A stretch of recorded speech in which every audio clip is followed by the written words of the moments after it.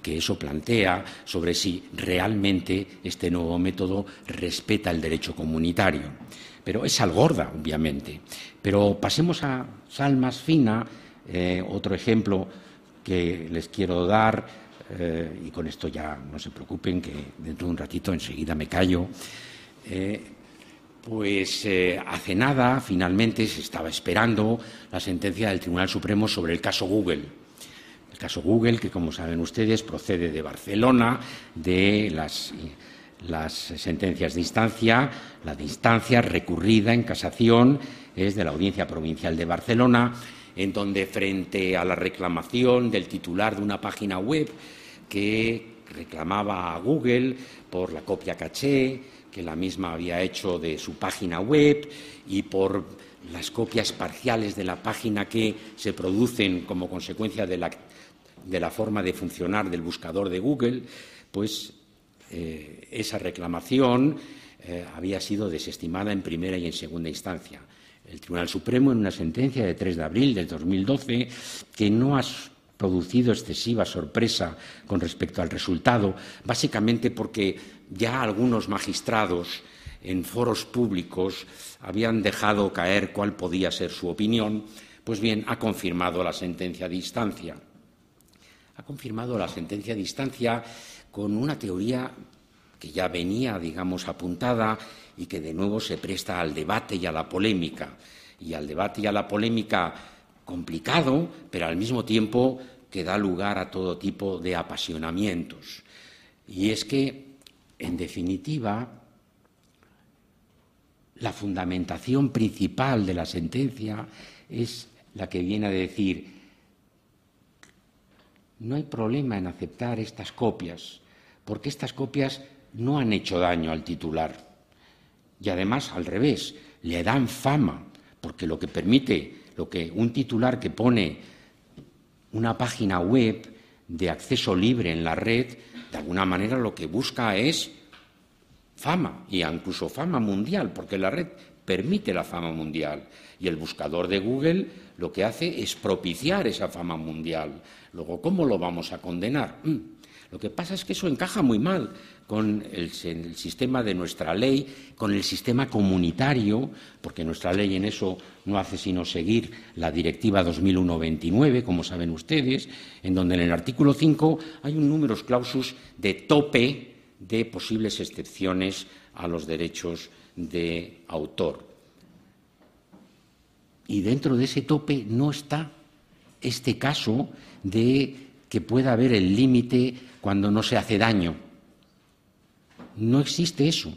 Eso viene traído de la doctrina anglosajona del fair use, pero avisado ya, porque el propio recurso de casación es un recurso de casación por interés casacional, el planteado por los recurrentes. Como el propio recurso de casación lo que viene a decir es, oiga, lo que no se puede hacer es, al hilo de la interpretación del artículo 40 bis de nuestra ley, que es donde está la regla de los 3 pasos, como saben ustedes perfectamente. Al hilo de esa interpretación lo que no se puede hacer es importar en nuestro derecho normas del derecho anglosajón, normas del derecho norteamericano, las reglas del fair use.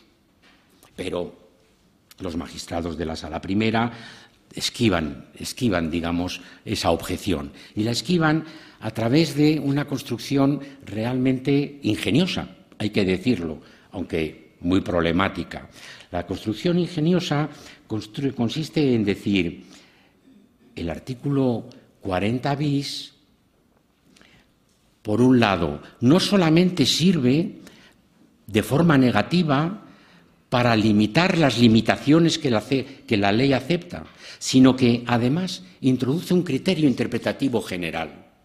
De manera que, en definitiva, con ese criterio interpretativo general, podemos llegar a la conclusión de que cuando no se causan daños a la explotación, cuando no se causan daños al titular, ¿por qué no aceptar que la actividad no tiene por qué ser prohibida?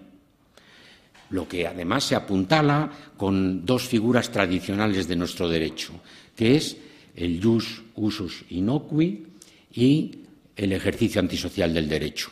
En definitiva, En nuestro derecho civil, desde hace mucho tiempo, en nuestro derecho privado, está aceptado el que uno pueda hacer uso de los bienes ajenos cuando no les causan ningún daño, que era tradicionalmente lo que se suponía atravesar una finca ajena sin causar daño en la finca, sin causar daño en los cultivos y sin quedarse con alguna pieza de fruta, como ha sido tan tradicional en las costumbres españolas y en las de otros muchos países latinos, que es donde hay fruta, claro.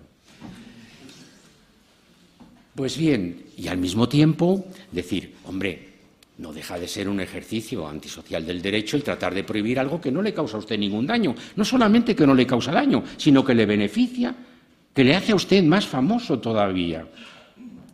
Bien, todo eso es muy polémico, pero, ojo, ha producido un gran escándalo, porque lo que es verdad, y ustedes ya lo irán notando, los que en estos momentos terminan este máster de forma feliz, y lo que estamos en definitiva celebrando es ese final de máster, que cuando uno estudia propiedad intelectual, como cuando uno estudia cualquier materia, entra en una familia, entra en un clan. Y es un clan contaminado, estamos absolutamente contaminados. Nosotros, todo el que toque la propiedad intelectual es un canalla. Y además, si se toca demasiado, nos dejan sin alimento. Así es que no tenemos más remedio que defenderla ferozmente. Pues bien, aunque dentro de esa ferocidad yo entiendo perfectamente que la gente se haya echado las manos a la cabeza con esta sentencia, si se lee con detalle, la misma tiene una zona de trampa. No es clara, pero es una zona de trampa. Y es que la Sala Primera, en la sentencia, de forma muy minuciosa, dice, ojo, que las sentencias del Tribunal Supremo, aunque sean recursos de casación por interés casacional, lo que hacen es solucionar casos concretos. Y la doctrina que sale en esas sentencias es en función de los casos. Y una cosa muy importante en los casos, ¿qué es lo que piden los demandantes en este caso, el recurrente finalmente también en este caso? ¿Qué es lo que pide? Y es verdad, tiene razón cuando la Sala Primera dice, es que lo que ocurre es que en el suplico de la demanda se pedía que se cerrara el buscador Google, y es que si ustedes leen, porque la sentencia es muy cuidadosa en cuanto a la redacción de los antecedentes, de cómo se han producido, y en efecto, en la demanda, y se mantiene, porque no ha habido alteración del petitum, solo podría ser reducción, claro está, del petitum, cuando se interpone el recurso de casación, es que piden el cierre del buscador Google. Y claro, ahí hay que reconocer que, de alguna forma, no deja de ser una cuestión a pensarse un poco. Y lo dice literalmente